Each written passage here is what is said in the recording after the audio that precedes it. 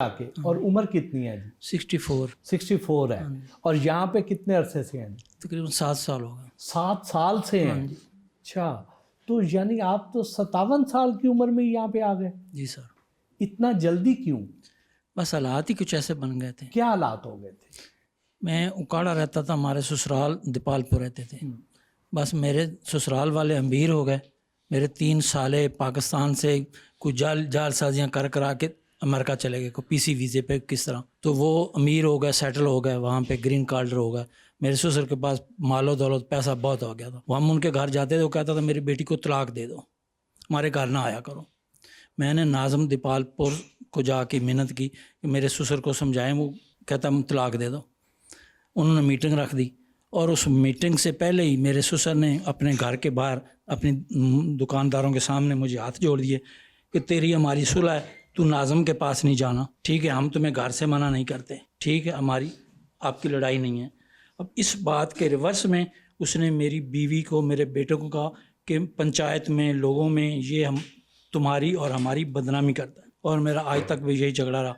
मैंने इसमें गलती क्या की कि इन्हीं ससुरालियों की गलती की वजह से मकान जो ख़रीदा बेटों का नाम कर दिया, ये मेरी गलती थी। वो पावरफुल हो गए, उन्होंने कहा जिसको निकाल। एक साली की बेटी आई मेरी बहू, वो मुझे जूते मार मार के घर से निकालती, गाली निकालती मेरे माँ बाप को भी, मैं भी उनको गाली निकालता था। फिर उधर बेटा आ जाता था मारने के लिए कि तुम लड़ते हो। घर से बीवी ने कहा घर से बाहर चलो जब, फिर आ जाना। घर से बाहर चला गया, पड़ोसियों घर बैठा रहा, शाम को घर आ गया। कुछ दिनों बाद फिर लड़ाई शुरू हो गई। मैंने किसी अजीज़ को डाला कि इनकी करा दो, इनको समझा दो। जब बात घरेलू बातें और भी नेगेटिव अंदर होती हैं, तो जब समझाने की बात आती फिर आ गए बेटा गालियाँ निकालने का लिया। मेरी बीवी को कहता है इसको बोलो दफ़ा हो जाए, मैं उसको मार दूंगा, घर से चला जाए। उसने मुझे घर से निकाल दिया, 2-3 दफ़ा घर से निकाला है। मैं जवाद एवेन्यू काड़ा में एक मस्जिद मदरसे में 7-8 महीने रहा हूँ। क्या करते थे आप? पाकिस्तान नेवी में जॉब थी मेरी जी। अच्छा, हाँ जी। और बच्चे कितने हैं आपके? बच्चे 3 हैं जी। 3 बेटे हैं, 1 बेटी है।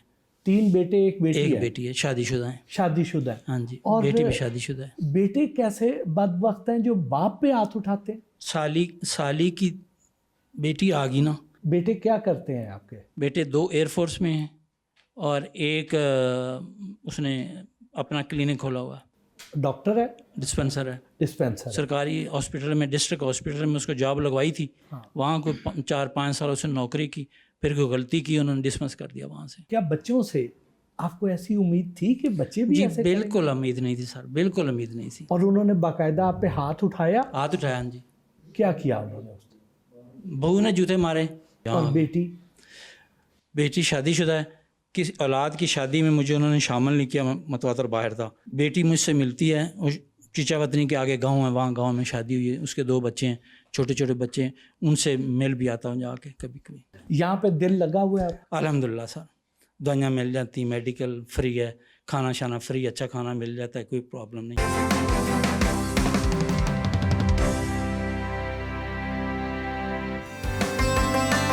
चलने फिरने से माजूर एक बुजुर्ग से उनके कमरे में बात हुई। जी अस्सलाम वालेकुम जी। वालेकुम सलाम व रहमतुल्लाहि व बरकातहू। ईद मुबारक आपको। खैर मुबारक जी, माशाल्लाह। क्या नाम है आपका जी? गुलाम रसूल साहब। गुलाम रसूल साहब जी। क्या काम करते थे यहाँ आने से पहले? इससे पहले आने से बस अल्लाह पाक ने बहुत नवाजा है। मेरी औकात तो कोई नहीं सी, पर अल्लाह पाक मैंने 4 बारी उत्थे लै गया। हज करवाया? 3 हज, 1 उमरा, 3 महीने दुबई का विजिट। माशाल्लाह। अल्लाह पाक ने, मैंने औकात कोई नहीं सी, पर उसने बहुत नवाजा। उसकी मैं जितनी तारीफ करा कम है। वाह वाह। मेरी ज़बान इन्ना शुक्रिया अदा कर ही नहीं सकती जितना उसका मेरे पर आसान है। और यहाँ पे कितने अरसे से हैं? इधर मैंने 6वां साल चल पाया। अच्छा। तो फिर इतनी वो पैसा है, जुत्ती कपड़ा हर शायद मुहैया हो रही है। तो वधिया जी चीज़ घर भी नहीं सी वेख सकी। मैं वेखो जॉगर ने मेरे, हाँ, जब मैं अज तक अगे नहीं सी ले, मैनू इत्थे अल्लाह ने वो भी दे दिए ना, मलिक साहब की दुआ, क्यों किसी चीज़ की कमी नहीं है। यहाँ दिल लगा हुआ है? बहुत फर्स्ट क्लास। इलाज भी होता है? बड़ा इलाज है, ਜੀ ਮੁਫਤ ਦਵਾਈਆਂ ਮਿਲਦੀਆਂ ਨੇ, ਕੋਲ ਗੱਡੀਆਂ ਨੇ ਲੈ ਜਾਂਦੀਆਂ ਨੇ, ਲੈ ਆਉਂਦੀਆਂ ਨੇ। ਕੋਈ ਪੈਦਲ ਚੱਲਣਾ ਨਹੀਂ, ਮੇਰੇ ਕੋਲ ਤਾਂ ਹੱਥ ਚੱਲਿਆ ਵੀ ਨਹੀਂ ਜਾਂਦਾ, ਤੇ ਫਿਰ ਗੱਡੀ ਗਾਰਡ ਨੂੰ ਕਹੀ ਦਿਓ ਗੱਡੀ ਦੇ ਅੰਦਰ, ਫਿਰ ਉੱਥੋਂ ਫਿਰ ਵਾਪਸੀ ਦਵਾਈ ਦਵਾ ਕੇ। उधर भी सारे इतना इकराम करते हैं, क्या ही बात है। तो यहाँ आने से पहले को कारोबार करते थे या नौकरी करते थे जी? नहीं, बस कारोबार, इस नौकरी नहीं मैंने की। क्या कारोबार मैं करते? जिम्मेदार हाँ, जट चीमा। अच्छा। मैंने उन्हें मैं वो तो यतीम गया सी, फिर मैनू जी परवरिश हुई है अल्लाह पाक। फिर उत्थे मैं जदों गया हज ते, उत्थे बुढ़िया ने पै तवाफ कराए ने। मैं सुबहान अल्लाह। और कारोबार क्या था? कारोबार मैं दुध दा कीता है। अच्छा। सुच्चा सोचा। दुध च पानी नहीं पाया। बच्चे कितने आपके? बच्चे मेरे 3 से, एक अल्लाह को प्यारा हो गया सी सन 93 दे 10वें महीने। अच्छा। ते उदों ही मैं फिर कारोबार छड़ दिता दूध दा। बेटे कितने थे और बेटियां? 3 ही बेटियां, 3 ही बेटे थे।